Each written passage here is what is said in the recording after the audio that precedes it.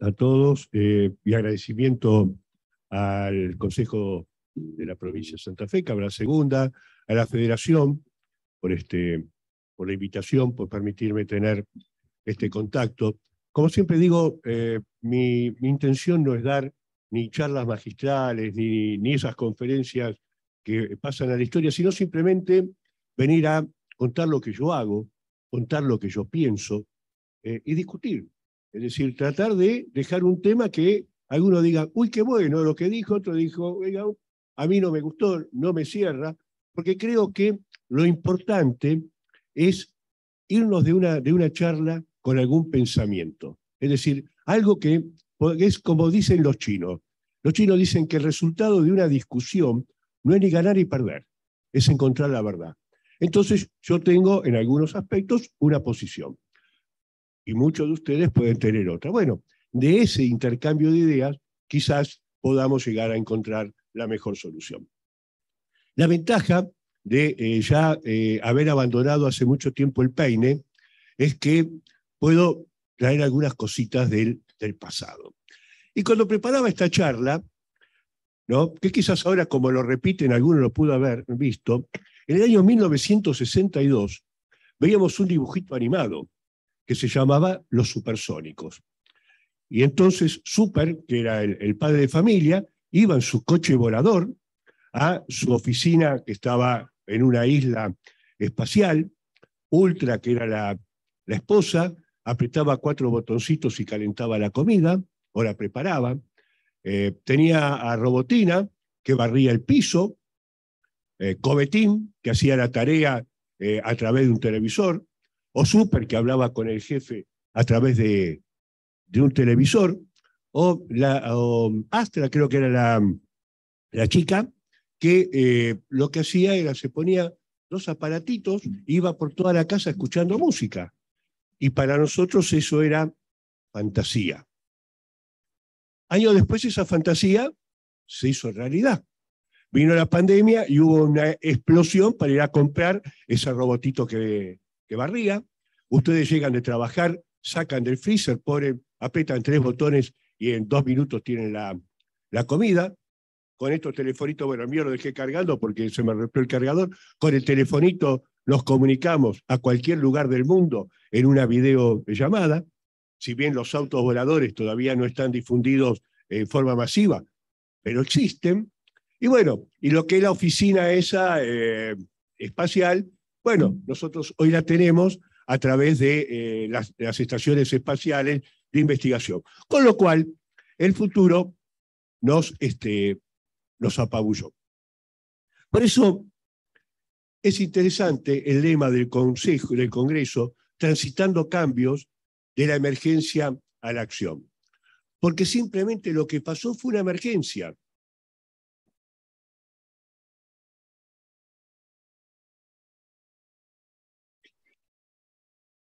Los cambios generalmente son productos de un estudio, de años de prueba, ver cómo es el modelo vigente versus el modelo propuesto, pero llegó marzo de 2020. Marzo de 2020 nos dijeron, señores, todos a su casa, encerraditos, y nadie puede salir ni a comprar pan. Y ahí empezó el primer problema. ¿Cómo hacemos nosotros, el sector público, para resguardar nuestra salud, pero que el Estado no se pare? Ese fue el primer problema, porque no éramos simplemente, y ahí, entre paréntesis, espero que alguno tome en cuenta el valor del empleado público. El valor del empleado público, pero no éramos empleados de una consultora que nos quedamos en nuestra casa haciendo la proyección de ventas de una empresa. Éramos agentes que teníamos que salir a mantener vivo el Estado para que se paguen sueldos, para que se compren vacunas, para que el ejército pueda salir a repartir comida.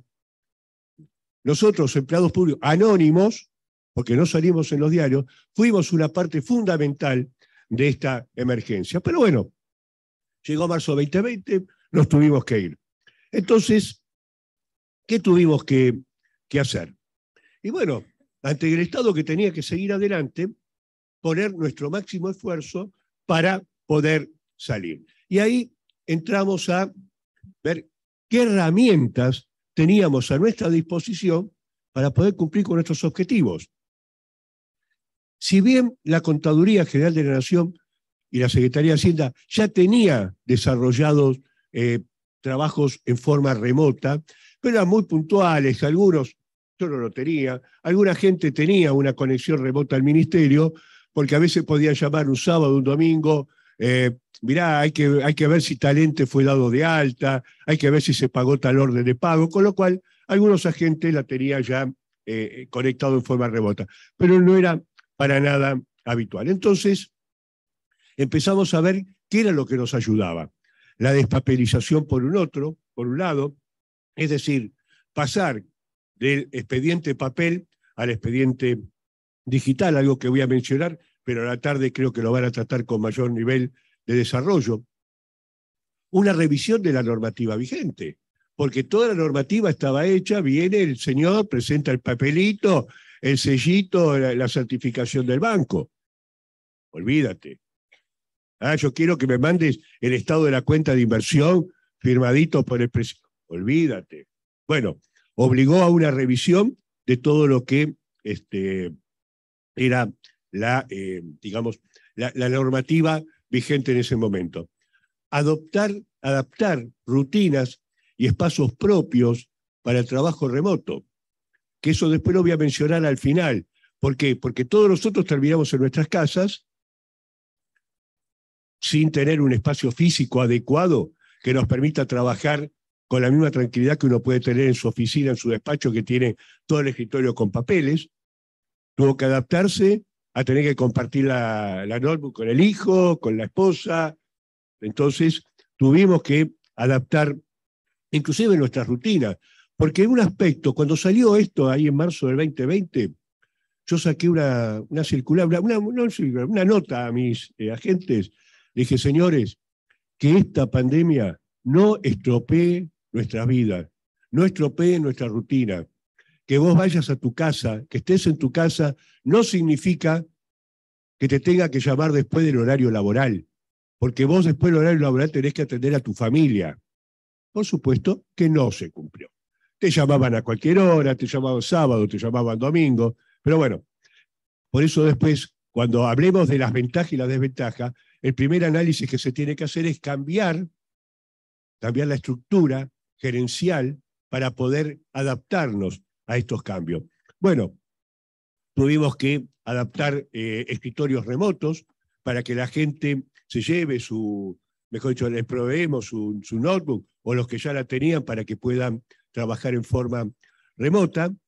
Y también reforzar el equipamiento informático, porque los primeros días en la contaduría directamente sacamos las máquinas de escritorio y las repartimos, pero no era muy cómodo andar llevando impresoras y computadoras. Pero eso también nos obligó a tener operativas las PCs del ministerio. ¿Por qué? Porque hay dos formas. Uno se puede conectar desde su casa directamente al escritorio, al servidor virtual, o la otra es, como tenemos nosotros, nos conectamos directamente a nuestra computadora y desde nuestra casa operamos en esa computadora. El problema era que se cortaba la luz. Alguien tenía que salir para ir y prenderla, pero teníamos que justificar que era un trabajador esencial. Bueno, con notas del ministro pudimos tener, pero la persona que realmente hicieron un trabajo fabuloso, estuvieron arriesgándose, saliendo, tomando colectivo para poder ir al trabajo. Pero bueno, en la parte ya más bien instrumental, ¿no? Tuvimos que gerenciar el presupuesto, tuvimos que llevar adelante. La Contaduría tiene desarrollado un sistema, la Secretaría de Hacienda, un sistema de CDIF en plataforma internet. Para que ustedes, y sucintamente les comento cómo es, cada organismo antes tenía que entrar a su sistema y su sistema se conectaba al sistema central. Hoy por hoy, para que ustedes tengan una analogía, ¿Vieron cómo operan ustedes en el banco? Entran, se loguean, ponen su clave, entran a su caja de ahorro, a su cuenta corriente y hacen las transacciones que tienen que hacer. Nosotros lo mismo. Los funcionarios de cada ministerio ponen su clave en el rol que le corresponde y ya directamente no operan en su base de datos, sino que operan directamente en la base de datos central. Eso también nos agilizó, porque antes teníamos que compatibilizar la base de datos central con la base de datos del organismo. Hoy directamente lo que está en la base de datos central es lo que nos permite tener una conexión, digamos, una seguridad más en la información. Y el segundo tema es que los documentos se nos exigió que se firme con un elemento criptográfico, que es el token.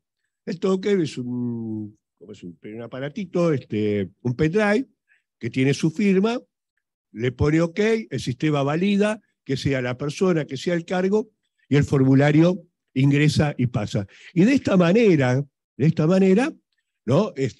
No tenemos ninguna duda en cuanto al que está firmando sea el habilitado para poder firmar. Y con eso se firman las órdenes de pago.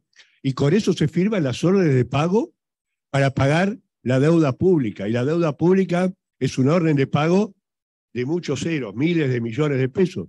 Y no hemos tenido ningún problema. Es decir, afortunadamente teníamos una serie de herramientas que nos permitieron trabajar en forma más, digamos, más remota y más tranquila. Tuvimos que habilitar casi 1.100 funcionarios, porque ¿qué pasa?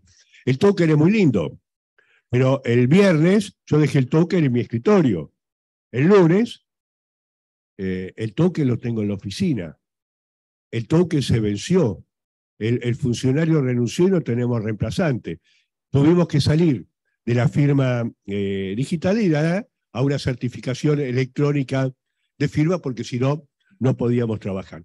Pero realmente pudimos avanzar bastante bien en lo que es digamos, todo el tema de la gestión normal y habitual de la pandemia.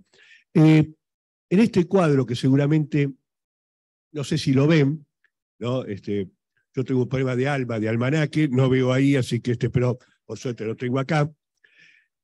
El 2020, respecto del 2019, se generaron el 7% menos de órdenes de pago que en el periodo normal. Y en el 2021, con respecto del 2019, se generó un 12% más de órdenes de pago. Y después, en las rendiciones de caja chica, ahí sí, en el 2020 hubo un 26% más y en el 2021 un 54% más. Estamos hablando de cantidad de formularios, no estamos hablando de plata. Pero también me interesó ver cómo fue la relación de formularios en el periodo enero-marzo, es decir, comparar prepandemia, y ahí tuvimos en el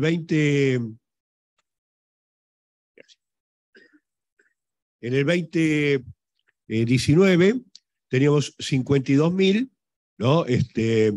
Contra 43.000 del 2020, una disminución del 16%. Bueno, este cuadro creo que ustedes después lo reparten, es decir, si bien hubo un pequeño, digamos, desfasaje los primeros meses, después se normalizó y pudimos ver que en forma remota los organismos pudieron trabajar en forma bien. Pero nos quedaba una prueba de fuego: elaborar la cuenta de inversión. Recién lo estaba hablando acá con mis amigos de Tierra del Fuego, ¿no? Mi primera impresión, soy sincero, quiero sacar un decreto que me postergue la presentación de la cuenta de inversión. Si eso era complicado porque la fecha estaba dada por ley, bueno, quiero una excepción que me permita presentar una cuenta de inversión resumida, es decir, los esquemas básicos que tiene la cuenta de inversión. Mi gente me dijo, no, la vamos a presentar completa. No, la vamos a presentar completa. El 29 de junio la cuenta estaba, como es normal y habitual, en el Congreso de la Nación, con lo cual fue un trabajo de ellos, no mío, de ellos, porque saben lo que es conciliar los cuadros de la cuenta de inversión por teléfono, por videollamada. Bueno, y sin embargo la cuenta entró al Congreso. Y otro paréntesis, que la verdad no sé para qué me apuré, porque el Congreso Nacional, la última que aprobó era del 2013, con lo cual, si la presento 5 años tarde, ni se van a dar cuenta, ¿no? Tenemos un Congreso Nacional que rechaza la del 2016 y no trata de 2014 y 2015, es decir, en un trabajo que está colgado en la página de la Contaduría, paso aviso, hay un cuadro donde se muestran todas las cuentas de inversión presentadas, si fueron aprobadas, si fueron rechazadas, si fueron presentadas, y cuál era el presidente que estaba ejerciendo el mando. Cuando ustedes vean ese cuadro, van a ver que muchos de los que tienen bustos en las calles de la cosa pública no le interesaba absolutamente nada, y menos la rendición de cuentas. Pero bueno, ¿cómo los chicos hicieron para sacar la cuenta de inversión? A través del sistema GEDO, el GD, que entonces toda la documentación se escaneaba, se mandaba por este sistema de expedientes, y ahí empezaban a tener los cuadros necesarios para confeccionar la cuenta de inversión. Después habilitamos otro sistema que se llama CIFEP, que es un sistema de información de empresas públicas y fondos fiduciarios. Es decir, todos los que tenían que presentar balance entran a este sistema y en una plataforma, en una pantalla, cargan los datos necesarios para poder confeccionar el balance de la Administración Central. Que nosotros lo único que tomamos es el patrimonio neto. Nosotros no consolidamos, sino que incorporamos al balance de la Administración Central el patrimonio neto del resto de los entes que componen el sector público. Bueno, así que, el sistema GEDO, perdón, el CIFEP, porque el otro día me preguntaban los organismos de control, bueno, pero el que firma y cómo es el que firma, le digo, mira, para entrar al CIFEP tenés que entrar con clave fiscal. La clave fiscal la tiene que tener el titular del organismo. Esto es lo mismo. Si vos le das la clave de tu tarjeta de crédito a un amigo o el tarjeta del Banelco, y después no te quejes, mirá, para mí la plata la sacó el titular de la tarjeta. Ah, no, pero se la di, problema tuyo. Bueno, acá con el CIFEP es lo mismo. La clave fiscal la tiene el titular del organismo, que es el que habilita la carga. Quiere decir que para mí eso está solucionado. Bueno, realmente costó mucho, pero se pudo hacer. Desde el punto de vista global, bueno, le dije que la cuenta también se mandó por GEDO. Pero ahora vamos a ver algo que está muy de moda, que es el home office. Siglo XXIII. El home office, y tengo grandes discusiones con mi personal, contador de casa, porque vamos a analizarlo. Lo primero que precisamos para que una organización tenga home office es una revisión cultural de la organización. Porque si el home office significa que yo te voy a llamar un sábado, un domingo, a las 8 de la noche, a las 9 de la noche, salvo mi caso, yo soy el intermedio entre el personal y las autoridades políticas, y bueno, si de Washington están pidiendo algún tipo de información, yo no le puedo decir, mira, acá en la Argentina son las 8, ya son las 6 de la tarde.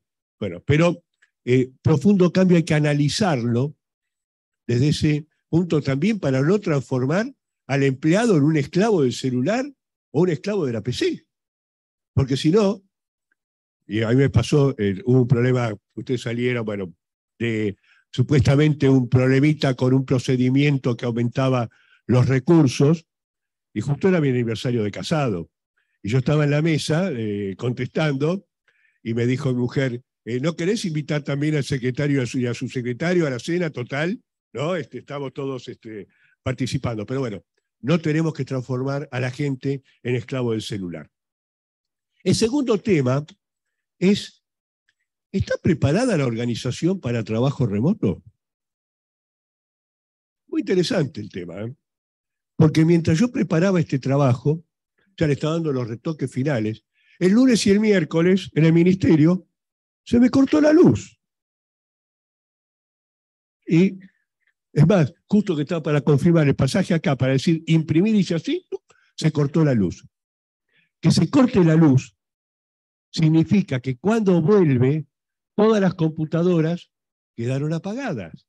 Entonces, tiene que venir alguien, tuc, tuc, tuc, tuc, tuc, tuc, a prender todas las computadoras. Entonces, la pregunta, ¿está preparada la organización? ¿Está preparada nuestras infraestructuras para soportar un trabajo remoto eficiente? Y esto no lo dije ahora, lo dije en el 2019 en el Foro de Contadores Latinoamericanos. América Latina, no Argentina, ¿tiene la infraestructura necesaria para un trabajo remoto eficiente? ¿Tiene un buen sistema energético que me asegure que no se corta la luz? ¿Tenemos una banda ancha adecuada que permite que 4 personas en una casa estén simultáneamente conectados al Wi-Fi? ¿Tenemos la velocidad necesaria para poder responder al trabajo? ¿Tenemos un Internet que no se cae cada 2x3? Son preguntas que dejo. Entonces, me puse a ver qué ventajas tenía el trabajo remoto. Y el otro día, hablando con mi esposa, me dice, mirá, todo lo que vos planteás son ventajas de carácter personal. Y solamente para que lo reflexionen. ¿Qué ventajas que me dicen?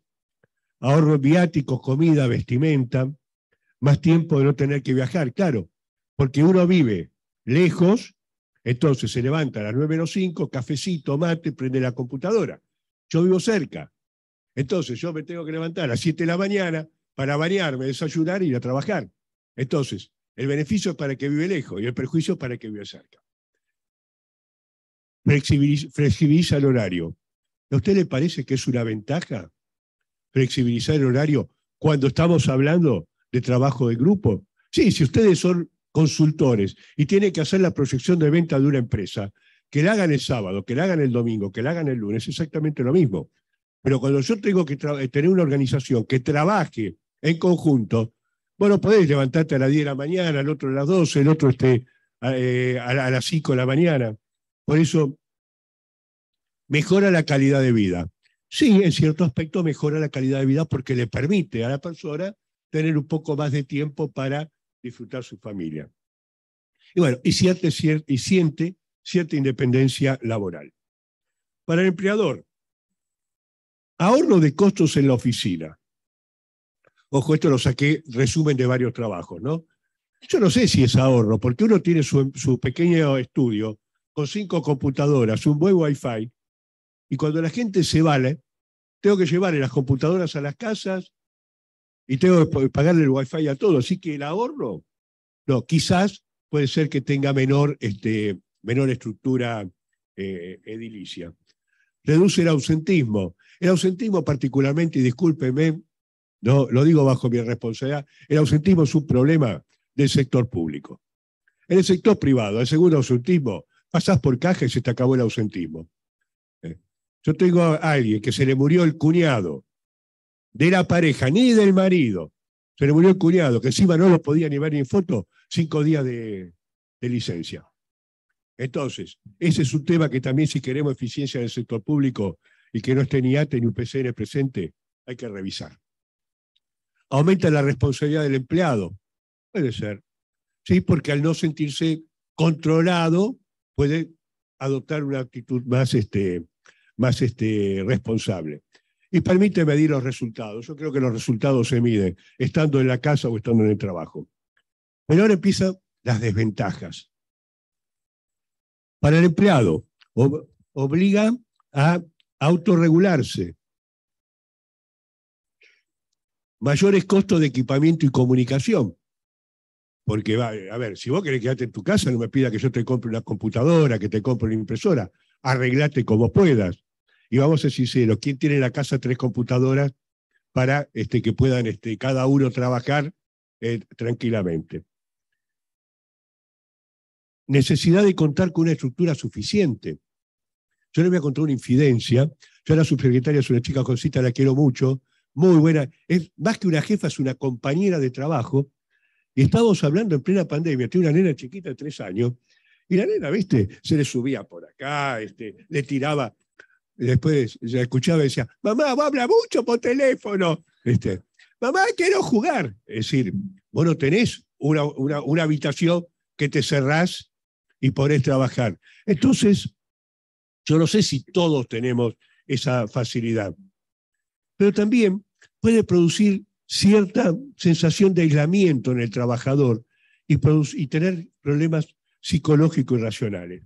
Después vemos para el empleador cuáles son las desventajas, y son tantas que las vamos a pasar un poquito por arriba, ¿no? Además de revisar la cultura organizacional, conflictividad laboral. Contador, queremos trabajo remoto, y se me pasa media hora delante del escritorio explicándome por qué tenemos que tener trabajo remoto. Entonces, dificultad para motivar, pérdida de trabajo corporativo, ¿no? Entonces, ahora, ya que el reloj es tirano como la televisión, voy a plantear qué pasa en la realidad desde mi punto de vista. ¿Tenemos todo equipamiento? ¿Todos tenemos la suficiente capacidad de espacio físico? ¿Estamos preparados por una rutina de 7x24 en nuestra casa? ¿Contamos con la estructura de energía, que ya lo mencioné? ¿Se pueden resolver cuestiones rápidamente buscando el personal? La semana pasada tuvimos una misión del Fondo Monetario vía virtual. ¿Y qué pasó? Yo no tenía que estar presente, la secretaria me pidió que esté presente. Cuando empezaron a tocar un tema, le dije, no, espere, levanté el teléfono, llamé al director que hacía el cuadro, porque estábamos ahí. Pero a mí no me tocaba estar. Si yo estaba en mi casa, de Washington tenía que buscarme a mí para que me conecte. Yo tenía que buscar al director que vive en Zárate, ahí casi fin de la provincia de Buenos Aires. Entonces, en determinados momentos no hay, digamos, no hay una agilidad laboral. Pero tampoco hay lo que se llama un consenso entre los empresarios. En Google, el 60% de los empleados dijeron, si tenemos que volver, renunciamos. Elon Musk, vio que Tesla, que manda satélite, te manda a pasear por el espacio, ahora quiere comprar Twitter, creo, dijo, el que quiere trabajo remoto, que renuncie. Son dos grandes organizaciones mundiales y miren cuál es la divergencia de pensamiento que tiene. Y acá es lo que yo quiero llegar. Está bien, yo tengo 40 años de ministerio, llego, el beso con mis compañeros, no mis empleados, con mis compañeros. Contador, pero ahora la pandemia lo cortó. ¿No quiere un mate? Tomamos un cafecito, nos sentamos en un escritorio a charlar un rato de los partidos del domingo. ¿Perdemos eso? Estamos deshumanizando nuestras relaciones. Yo iba a traer, después no tuve tiempo, en mi casa mi hija me compró Alexa. Alexa es una bochita que está conectada a internet. Entonces yo llego y le digo, buen día Alexa, buenos días. Hoy la temperatura es, y ese cumpleaños de Rafael Nadal me cuenta la vida. ¿Quieres que te diga quién es mejor, si Rafael Nadal o Federer? Alexa, dime, y te empieza a contar. Y yo digo, muchachos, vamos a correr el riesgo de encerrarnos en nuestra casa, hablar con una computadora. Y no quiero hablar porque la pandemia fue una prueba de fuego para los matrimonios. 24/7, te tenés que bancar a tu marido, te tenés que bancar a tu mujer. ¿Cuántos divorcios hubo durante la pandemia? Claro, besito a la mañana, 8 de la mañana me voy, vuelvo a la noche cansado, comemos, nos vamos a dormir, ver televisión. Te levantás a las 8 de la mañana, desayunás, y hasta las 10 de la noche no te vas a dormir, está bien, algunos están trabajando, pero empieza, y no lavaste los platos, y bueno, fuiste a comprar. No sigo porque, ¿y saben dónde está la deshumanización? Vayan a un restaurante, pero a uno caro. Yo he visto restaurantes caros de 5 o 6 mil pesos el cubierto, una parejita, los dos con el celular. Flaco, anda a una pizzería, pagás 50 pesos una porción de mozzarella. Si vos lo que vas a hacer, vas a jugar con el celular, no te vas a comunicar. Nos estamos encerrando, nos estamos deshumanizando. Yo también vivo pegado al celular, no es que ustedes. Y cada día nos está comiendo más la informática. Pero bueno, ¿cómo sigue? Bueno, como sí lo van a decidir ustedes, que ya tienen mucho menos años. Y ya con esto, este tema lo quiero agotar, pero quiero aprovechar que hay gente amiga de la federación para ir a otro tema. Parafraseando, un expresidente dijo: a la Argentina la salvamos todos o no la salva nadie. Y yo digo que a la contabilidad gubernamental la hacemos entre todos o no la podemos hacer. O no la, en Salta, que estaba Lea Trejo, el Toro Quijano por los tribunales de cuentas, yo era presidente de la Asociación de Contadores, y me está faltando, y no sé si estaba Loleto, me parece, ahí la verdad que no me acuerdo quién era el presidente de la federación. Firmamos un acta para trabajar en conjunto. En conjunto. La Argentina dispone de excelentes profesionales que saben del sector público. Lea Trejo, Olver Benvenuto, Mónica González, Lalo Arbín, los nombro porque si no después no me saludan, ¿no? Luis Segovia, Juan Permuy. Tengo una cantidad que no quiero porque me paso toda la mañana. Gente que sabe muchísimo de esto y puede colaborar con las contadurías para que tengamos la mejor norma. Acá no es el problema de quién sale en la foto, sino lo importante es la foto. Las fotos son las normas. Nosotros tenemos que trabajar ¿para qué? Para tener buena información. ¿Buena información para quién? Y como dice la doctrina, para la gerencia. Pongo la gerencia. Nosotros debemos tener buena información para el ciudadano, porque nosotros nos debemos al ciudadano, no a la gerencia. La Declaración de los Derechos del Hombre y del Ciudadano de Francia de 1789, en el artículo 15 dice: el agente público tiene obligación de rendir cuentas. Esa es nuestra obligación. Y para eso tenemos que trabajar, para informar al ciudadano. Pero también, yo informo al ciudadano, pero el ciudadano también tiene que estar capacitado para poder leer, para poder entender. Entonces también esa otra tarea que tenemos que tener, de formar al ciudadano. Porque nosotros nos paramos en la puerta de la Universidad de Ciencias Económicas, le preguntamos a los alumnos qué es su presupuesto nacional, una cuenta de inversión, y tengo mis dudas que alguno me la sepa contestar. Entonces, hay que preparar, hay que trabajar. Por eso, estamos en un pequeño proyecto, estamos trabajando con la Asociación de Profesores, lo hemos mencionado, que es simplemente ir a hablar ahora. Lo hablé con Barbieri, que era el rector de la UBA, pero bueno, terminó su mandato y la pandemia no lo permitió, con el nuevo rector. Esta es una materia que requiere dos cosas. Primero, independencia. Esta no es un contador como yo, que me recibí en la universidad privada y quise ir a trabajar en una de las Big Six, estudio de auditoría, una gran multinacional, y bueno, terminé de contador general de la Nación. Mi maestro fue Cayetano Licciardo, siempre digo: Cayetano, bien, que este alumno suyo es el contador general de la Nación, y digo, se muere de nuevo. No lo puedo imaginar porque el pobre hombre le hice la vida imposible. Pero bueno, trabajar con el nuevo rector para que esta materia o este tema sea impartido en todas las facultades. O un médico no tiene que saber cómo se maneja el Estado. Un ingeniero no tiene que saber cómo se maneja el Estado. Porque lamentablemente hubo un retroceso en la educación. Cuando hace mucho en el tiempo, cuando veía los supersónicos, también después llegaba y tenía instrucción cívica. Instrucción cívica en el colegio primario nos enseñaba que era cómo se administraba el Estado, que no, para chicos de 9, 10 años.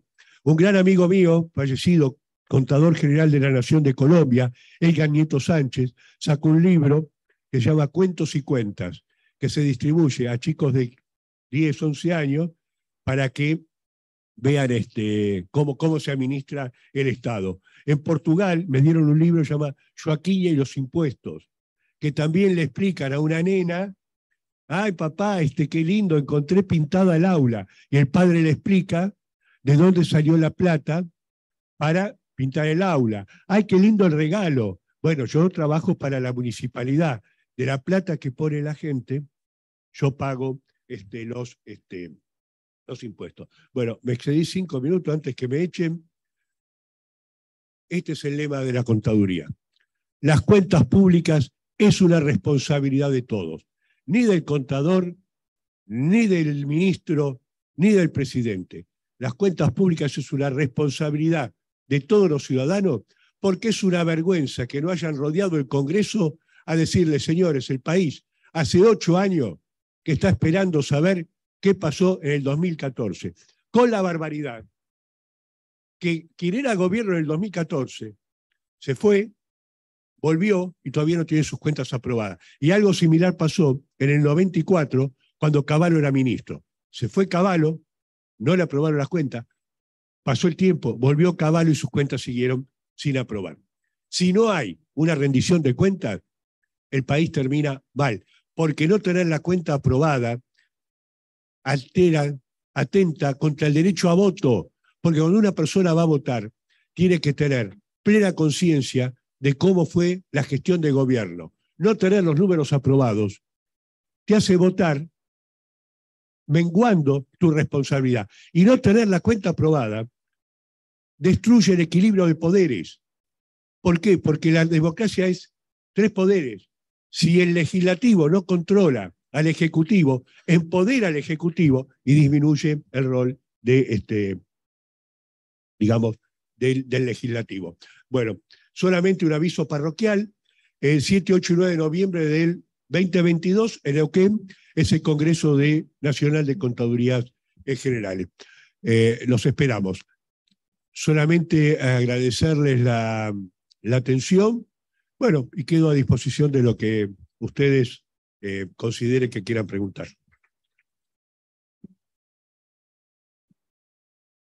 Bueno, muchas gracias, doctor. Si alguien quiere hacer alguna pregunta, el doctor quedó a disposición para responder.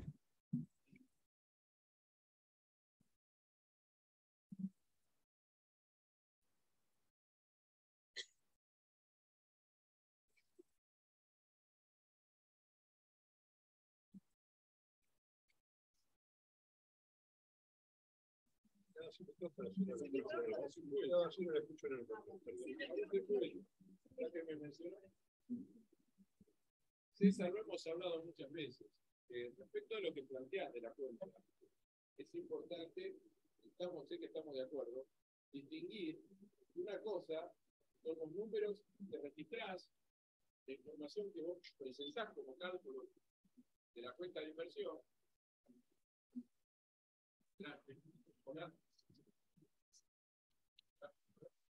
No quiere volar lo que hable, ¿viste? Ahí está. Gracias, Mónica. Una cosa es los números que vos preparás en esa cuenta de inversión y otra cosa es la gestión que esos números reflejan. O sea, tu responsabilidad es la corrección de los números, no la gestión. Y muchas veces eso se confunde y demora el tratamiento de la cuenta. A ver, el tema es el siguiente. El gobierno está para mostrar una gestión. Los números solamente, ¿qué es el presupuesto? El presupuesto es el plan de gobierno expresado en números, ni más ni menos. Entonces, la cuenta sí va a mostrar, lo que pasa es que la cuenta tiene un anexo de explicación de la gestión presupuestaria, muy voluminoso, donde también se analiza. Pero ¿sabe lo que pasa? Y eso es un tema que me gustaría trabajar, que es poder llegar a tener indicadores que midan la eficiencia, no la eficiencia, sino el aporte de la gestión a la sociedad. Un indicador del beneficio social. Porque, por ejemplo, yo hago 500 kilómetros de ruta, por decir, en la Mesopotamia, o hago 500 kilómetros de ruta, por decir, en el medio de la provincia de Chubut, que une 2 pueblitos.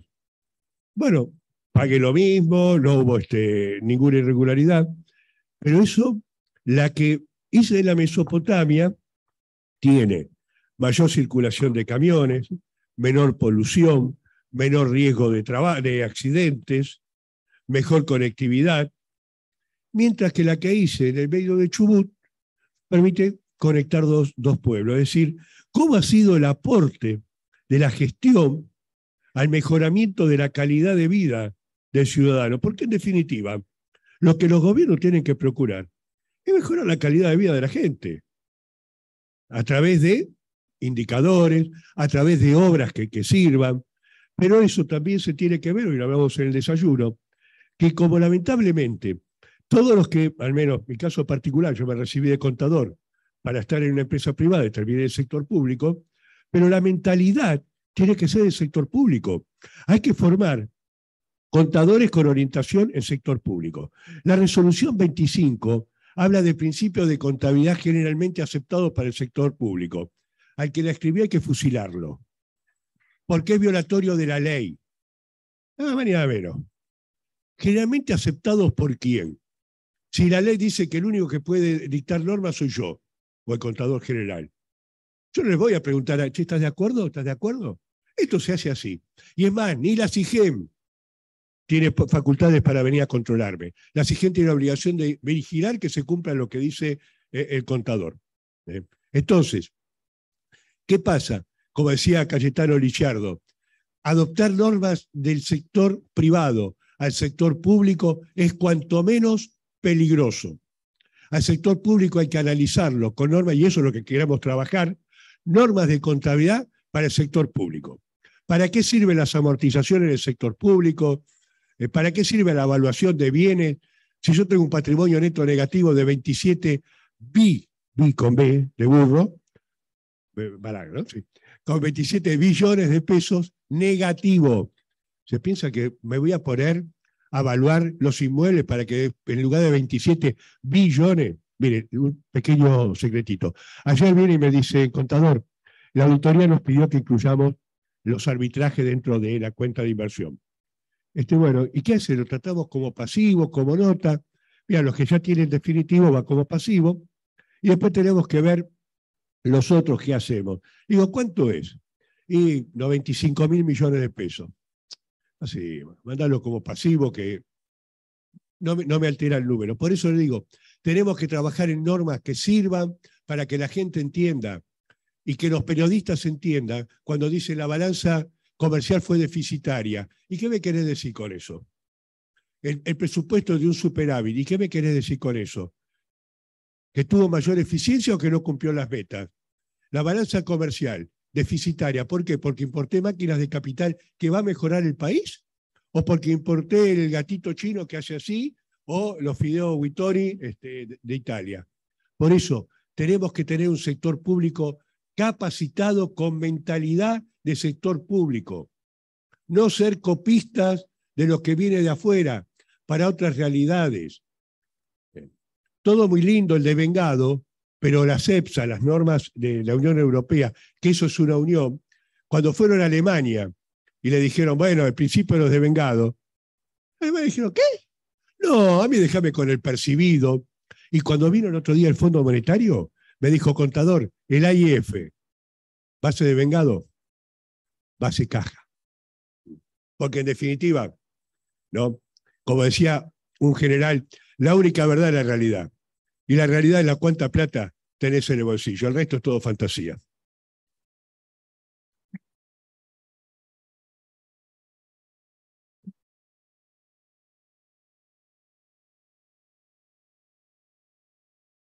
Felicito y comparto plenamente los conceptos vertidos y simplemente agregar de que el verdadero desafío para los contadores es entender a la contabilidad no solo como un organismo de control, sino como una herramienta fundamental para la comunicación hacia el destinatario final, que deben ser los ciudadanos.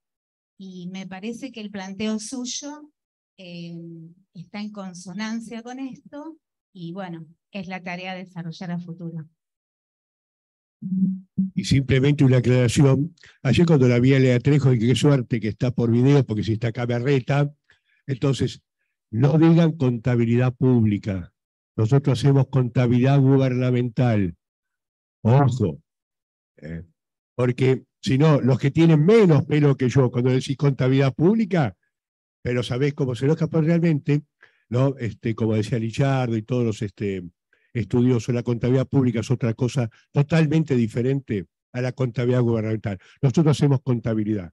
La contabilidad pública básicamente lo que mide es la relación entre el ciudadano y el Estado. Por eso ese es un cambio que también va a haber en la contabilidad pública, no, contabilidad gubernamental.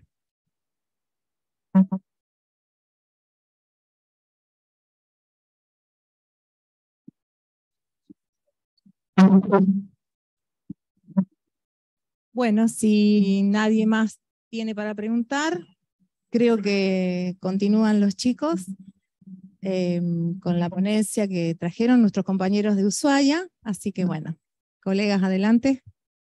Bueno, buen día a todos, ¿cómo están? Primero queremos agradecer a las autoridades de la jornada la posibilidad de estar acá exponiendo nuestro trabajo, nuestra ponencia. Con Adrián empezamos a trabajar juntos en noviembre de 2020. Adrián ya tenía 12 años como empleado de planta en la Contaduría General. Había empezado a trabajar como subcontador general desde diciembre del 2019. Yo tenía 2 años trabajando en la Tesorería General y había empezado a desempeñarme como subtesorero general en diciembre de 2019 hasta que en octubre de 2020 nuestra contadora general renuncia y me ofrecen la posibilidad de hacerme cargo de la contaduría. Entonces, el primer disparador, la primera charla que tuvimos fue ¿qué queremos hacer? Vinimos para ser un contador y un subcontador más, surfear la ola, firmar órdenes de pago y pasar desapercibidos, o vinimos a provocar algún cambio. Y teníamos algunos factores que influían en ese momento, ahora Adrián les va a comentar, que consideramos que fueron disparadores. Y sobre todo la pandemia, que vino a modificarnos, que generó reflexiones individuales y colectivas. Entonces, partimos de esa pregunta. Con esa pregunta teníamos la plena convicción de que nosotros no queríamos mantener el status quo y queríamos generar alguna transformación.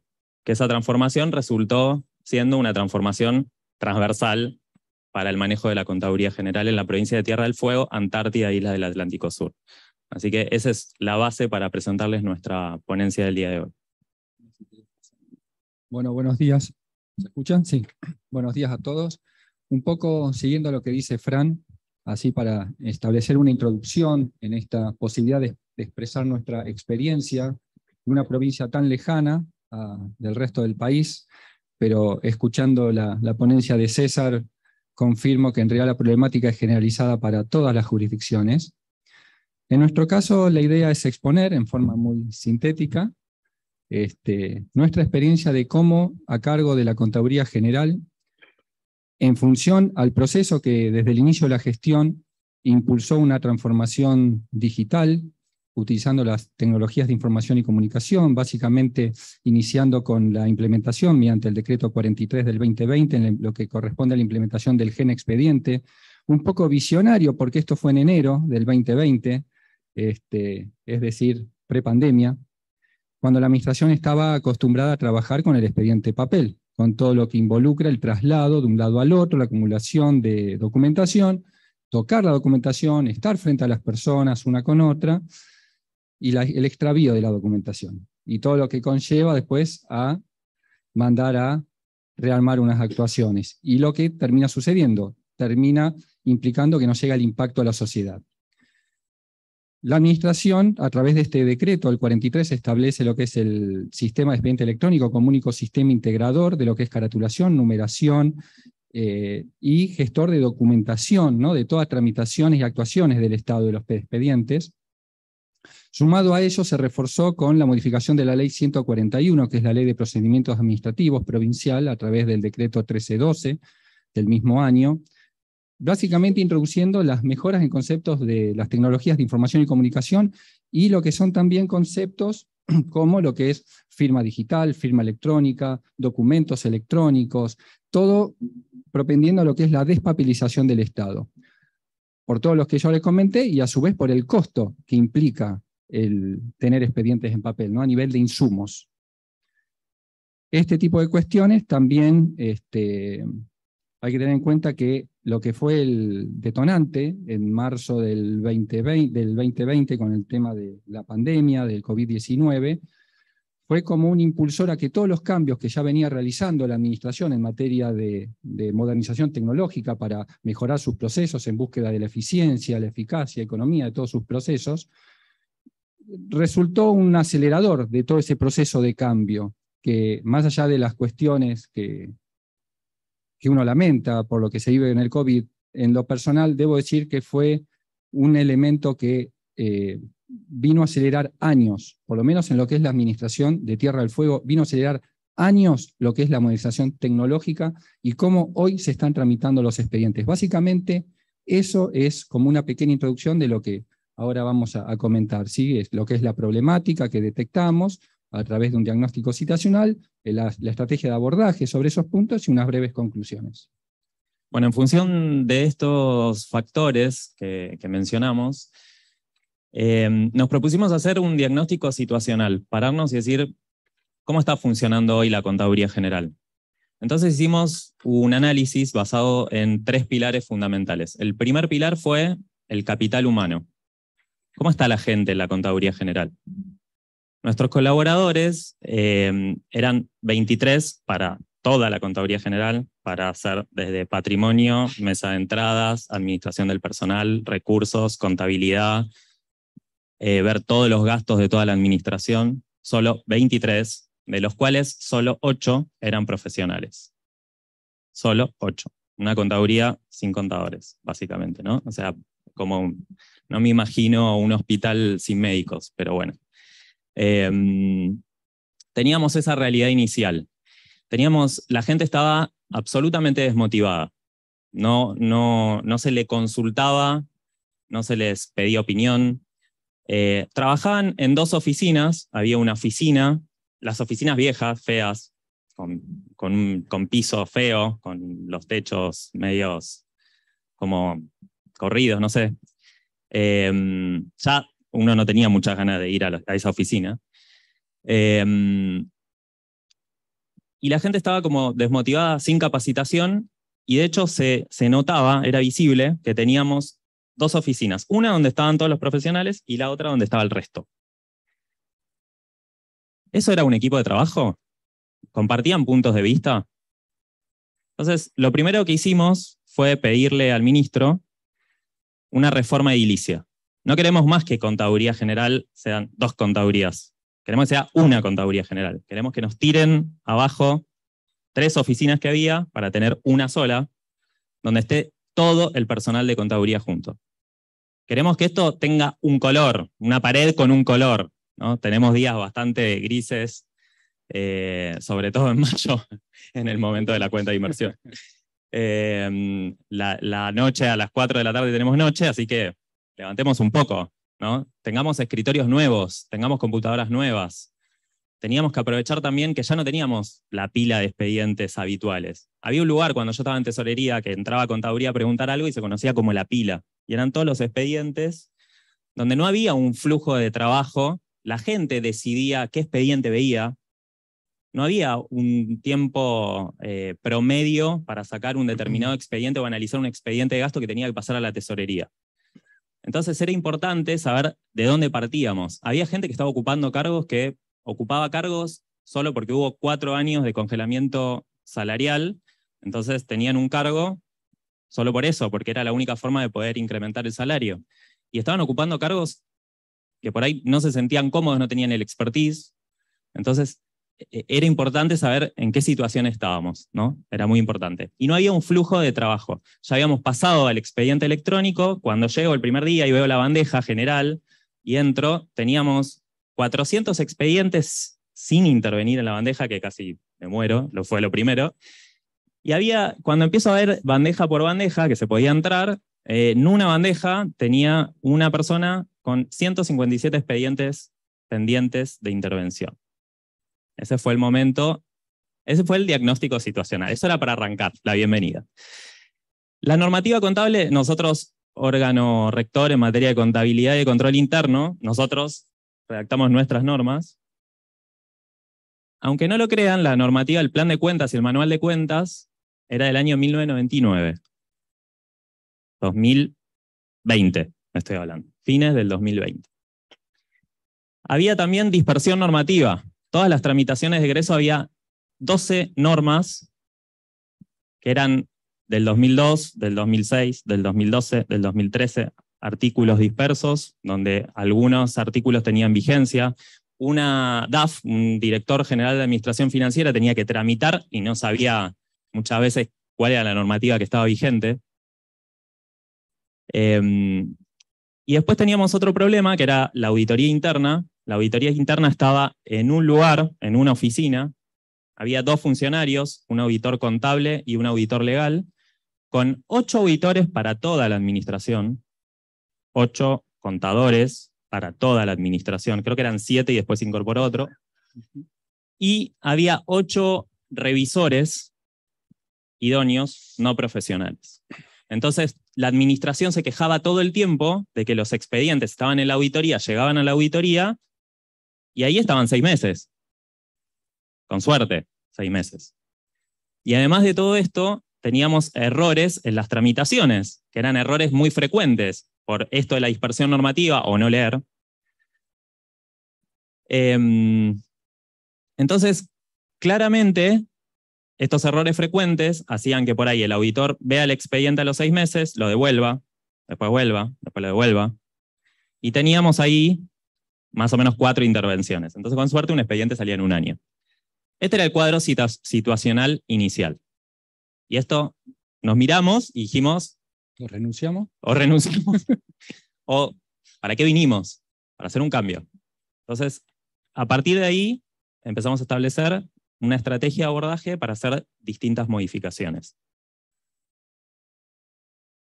Antes de arrancar con el tema de las estrategias, que acá con Fran pudimos armar, yo quiero reforzar algo que estaba comentando, ¿no? En mi caso, en mi experiencia, son 12 años que llevaba antes de asumir en la Subcontaduría General, en planta permanente dentro de la Contaduría General, asumiendo distintas funciones directivas, de distintas tareas. Una cuestión que a mí me superaba sobremanera era la cantidad de expedientes que uno veía acumulado en los escritorios, y que no se movían. Y no tan solo no se movían, ni siquiera uno sabía el orden de ingreso, la prioridad y el orden de salida de los mismos. Y parecía que daba todo lo mismo, y recién se movían cuando recibía un llamado de la contadora, contador de turno, decía, necesito el expediente número tal. Y había que empezar a buscarlo para que salga. Y atrás de ese expediente, y eso es el concepto principal, hay un ciudadano, una ciudadana, una empresa que está necesitando que ese expediente llegue a la tesorería y se pague. Del motivo que sea. Y eso es algo que a mí siempre me dio vuelta en la cabeza y dije, ¿cómo hago para hacer estos cambios? Y los cambios, en realidad, como me lo dijo el que después fue ministro de Finanzas y el que me propone, me dice, Adrián, los cambios no son de abajo para arriba. Si vos querés hacer cambios importantes, tenés que animarte, asumir, y de ahí vas a poder hacer lo que vos quieras. Yo debo reconocer que los cambios que se hicieron, me estoy yendo un poco a las conclusiones, vamos a tratar la estrategia, es porque acá con el amigo Francisco, realmente hubo esa convicción, en mi caso por los 12 años de frustraciones, en el caso de él por es un motor de cambios, un generador, y que se pudieron hacer. En realidad eso me estoy adelantando, así que vamos en realidad con la estrategia de abordaje. Respecto a lo que es la parte del capital humano, Francisco ya comentó en realidad las problemáticas que habían, y sobre eso, para evitar el tema de compartimentos estancos, forma de trabajo no colaborativa, comentó una que no está volcada acá en la Filmina, que fue lo de la reforma edilicia que hubo en realidad en todo el piso de finanzas. Sobre ese punto, el primer punto que había que tocar fue la modificación de la estructura de la contaduría, porque las estructuras se armaban en función de una cuestión económica y no funcional. Había gente que ocupaba cargos que no estaban a la altura del cargo. Entonces eso generaba problemas porque no tenía la capacidad de resolución de cuestiones que eran lo que la administración necesitaba, que eran urgentes. Y esa falta de comunicación interna entre dependencias hacía que el expediente, como no sabía responder, se guardaba, hasta que en algún momento saltara. Esa era la cultura que había en la contaduría, digo general, no en particular. Entonces el primer punto que se hizo fue la adecuación de la estructura orgánica, bajo un esquema de el cargo ocupa la persona que realmente está en condiciones de ocupar ese tanto. Entonces, para adecuar eso, primero a la estructura, después fue necesario hacer todo un movimiento interno del personal. Pero para hacer eso y lograr la cooptación de las voluntades de las personas, se hizo una cuestión, digamos, participativa. O sea, se hablaba con las personas respecto a la idea que había para que ellos entiendan de por qué se hacía un cambio, que no era una cuestión de que te quiero sancionar, al contrario, lo que tratamos era de fortalecer las ventajas competitivas de cada una de las personas poniéndolo en las funciones que consideramos nosotros que estaban en condiciones de llevar adelante. Y eso, bueno, se lograba a través de diálogos, reuniones que eran mantenidas con las líneas medias o superiores, nosotros dos, precisamente donde se planteaban las cuestiones respecto al recurso, si veíamos que una persona no funcionaba, siempre bajo la idea de que todos servimos para algo. Entonces, una persona que no servía en un área no iba a ser echada, transferida a otro área. Y hablamos con los distintos directores generales, a ver, ¿te sirve a vos esta persona? ¿Para qué considerás que tiene ponencia? Bueno, vamos a ir cerrando. Vamos entonces a la normativa contable, que es una cuestión fundamental. La normativa contable era necesaria porque con toda la adecuación de digitalización e innovación tecnológica que hubo, nos quedó totalmente desfasada y nos generaba inconveniente. Entonces, se trabajó en lo que es la unificación normativa, que, bueno, Francisco ya lo comentó. En lo que hace, esta cuestión, marco conceptual contable, que fue que la provincia finalmente termina adhiriendo a lo que es la resolución 2 de ACRA, para poder adoptar ese marco conceptual, primera vez de la provincia, y a su vez aprobar el plan de cuentas y manual de cuentas propio, actualizándolo, que estaba ya desde el año 99. Hubo otras normativas también, vamos a hacerlas cortas, si le interesa podemos contar después, y a nivel de auditoría fue algo realmente extraordinario lo que se hizo. Se cambia de un modelo centralizado a una cuestión de descentralización, a través de se inicia con la resolución 50 de Contaduría General, luego con un decreto que refuerza y permite avanzar en esta implementación, donde deja de pertenecer la auditoría directamente de la Contaduría General en un solo inmueble, digamos, en una sola oficina, y a través de esta cuestión se descentraliza unidades de auditoría interna en cada uno de los ministerios, formando parte integrante de su estructura orgánica. El ministro iba a designar a un auditor interno de rango político y a su vez al equipo de auditores que quería contar. Y ese equipo de auditores iba a tener el expertise propio de ese ministerio, distinto de lo que teníamos en su momento, donde cualquier auditor agarraba el expediente de cualquier ministerio, sin conocer la problemática y particularidades propias de esa cartera.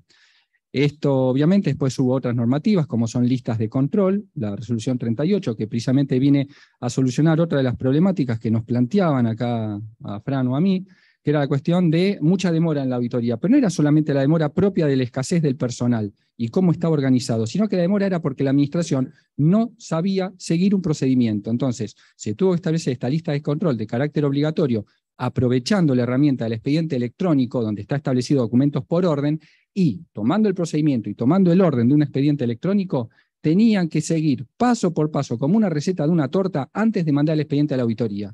Esto, obviamente, la conclusión a la que se puede arribar es que los tiempos mejoraron, y eso en pos de los objetivos propios de cada cartera.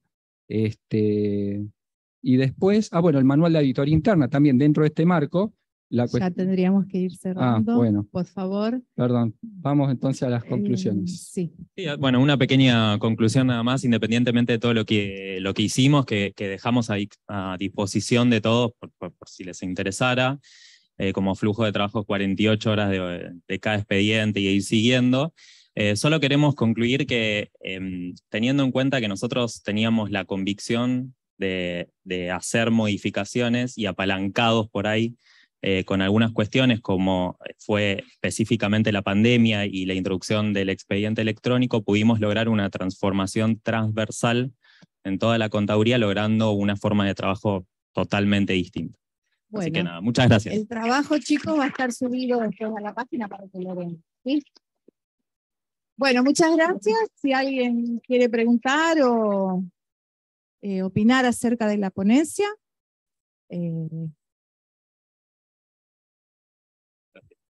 Bueno, entonces muchas gracias. Gracias al doctor. Perdón.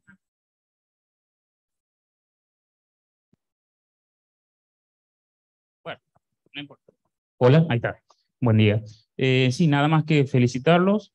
Yo creo que como contadores y como partícipes activos en la gestión pública, no tan solo el desafío de de la sistematización y modernización de procesos, sino también los interpela a formar al resto de colaboradores. Y en esto un poco con lo que hablamos en la jornada del día de ayer, sistematización sin tener en cuenta el acompañamiento de colaboradores no sirve. Esas son pruebas empíricas que uno ha realizado, entonces hacer cultura, entender desde el agente público del eslabón más chico hasta el más grande, que esto se construye y se desarrolla entre todos, y por sobre todo es interesante darles participación a ellos, ¿no? Yo creo que con esa mirada, también en la experiencia nuestra de Santiago del Estero logramos grandes avances. En plena pandemia nos agarró la implementación del GD, en plena pandemia se implementó el GD. Y con gente enferma, con gente con una cultura totalmente de lo que venía de la gestión de todo papel, poder hacer que se entienda que esto es para bien, porque todo cambio, gestión del cambio, lo sabemos que es complicado, nadie lo toma de entrada como que es algo beneficioso. Ayer implementó un desafío interesante. Me interesaría poder después, en algún momento, profundizar los avances que ustedes hicieron y interactuar opiniones. A tus órdenes. Muchas gracias. Le respondo un segundito. Comparto totalmente tu planteo y reforzando el concepto de César. Hay que reconocer el valor del empleado público. Nosotros quisimos introducir cambios y pudimos, pero nosotros solos no hicimos nada. Esto es gracias al compromiso, a que se logró la sensibilización del personal, pero sin el personal no pudiésemos haber hecho nada. Y eso es un agradecimiento a los que eran mis compañeros de trabajo, luego fueron mis subordinados, ¿no? Pero es totalmente eso de acuerdo. Es el valor del empleado público.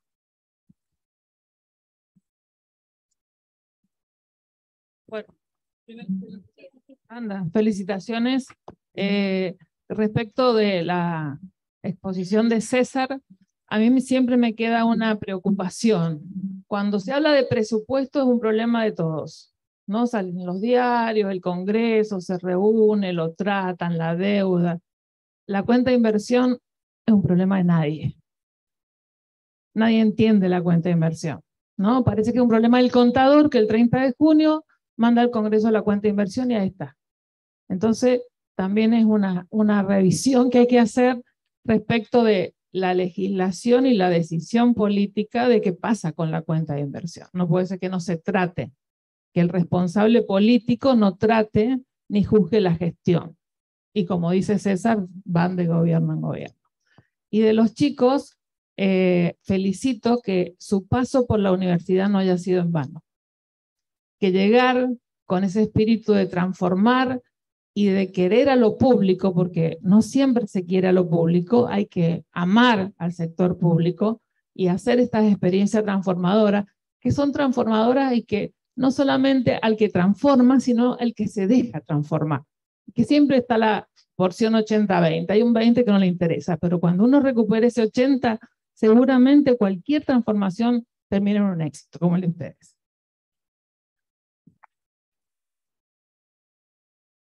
Un comentario, ¿no? Juan dijo, hay 23 empleados en la contaduría. Si queremos tener una eficiencia, tenemos que dotar de mejores estructuras, porque a mí me pasa que yo estoy controlado por la SIGEN y por la auditoría. Tengo 20 tipos que me preguntan y uno que responde. Entonces creo que tiene que haber también un equilibrio entre los organismos técnicos y los organismos de control. Con la salvedad, los organismos de control están para verificar que las cosas se hagan bien y recomendar cómo se tienen que hacer, no tratar de remover para ver qué es lo que puedo encontrar. Pero realmente a veces son más los que controlan que los controlados. Bueno, ya sería la última pregunta porque tenemos otras ponencias que también vamos a respetar el horario. Hola. Al contador César Duro, haciendo totalmente de acuerdo con lo que dijo Mónica González recién.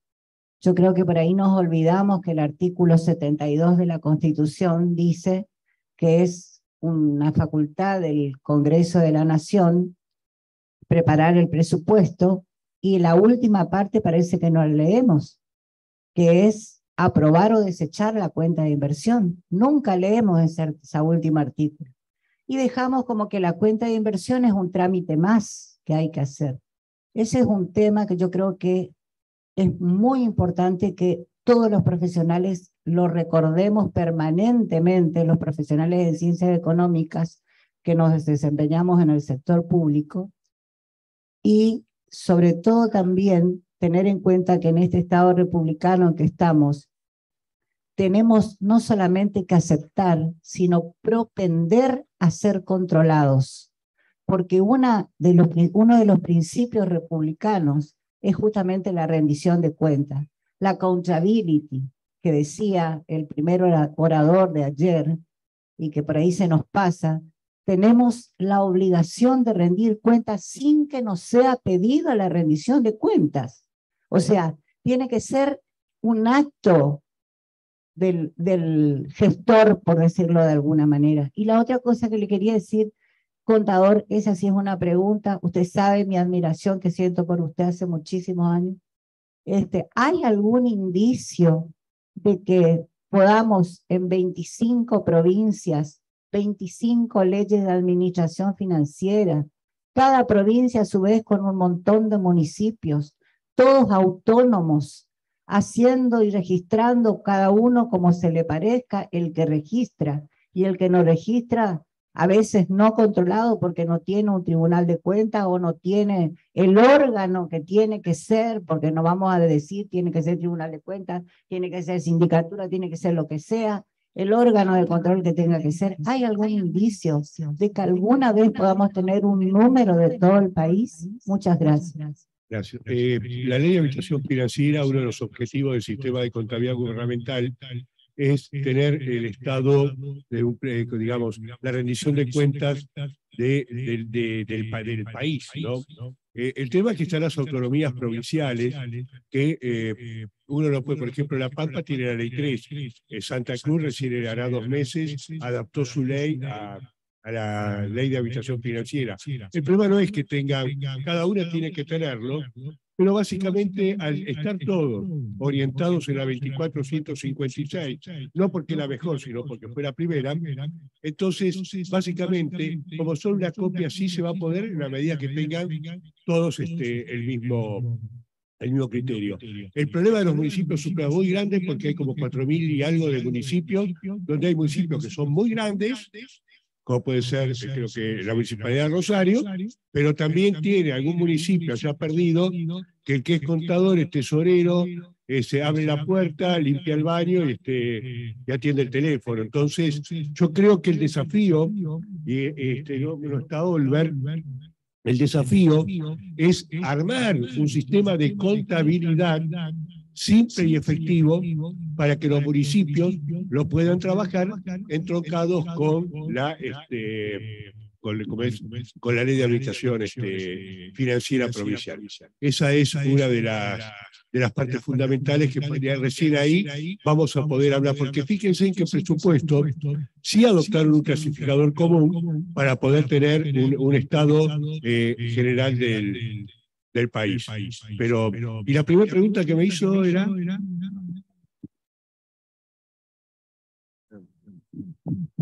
Bueno, tenemos una pregunta de una colega virtual que va a ser la última si cerramos el bloque.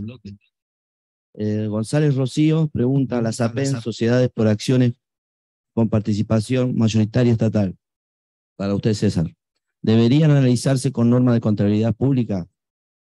El propio marco normativo dice que las excluye, es decir, la ley fue muy voluntariosa. El Contador General de la Nación dicta las normas de contabilidad para todo el sector público nacional.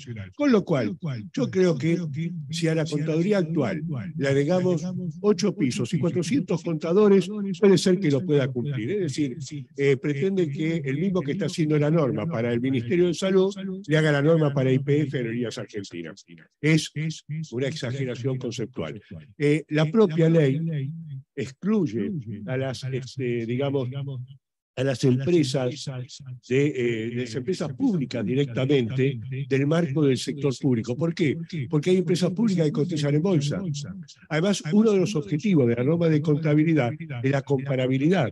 Si yo le aplico una norma a IPF y Shell tiene que aplicar otra norma, no puedo medir eficiencia. Con lo cual, Pero además ahí, la propia ley de sociedades remite a las normas profesionales y yo creo que es correcto que las empresas, y más aquellas que son de participación mixta, las que son íntegramente del Estado, no tienen competencia y es una productora de bienes para el Estado, pues los podemos llegar a aplicar. Pero en un criterio general que las empresas manejen la misma norma del sector privado. Muchas gracias. Bueno, muchas gracias. Vamos a dar por finalizado este bloque. Muchas gracias. Gracias, doctor. Y además decir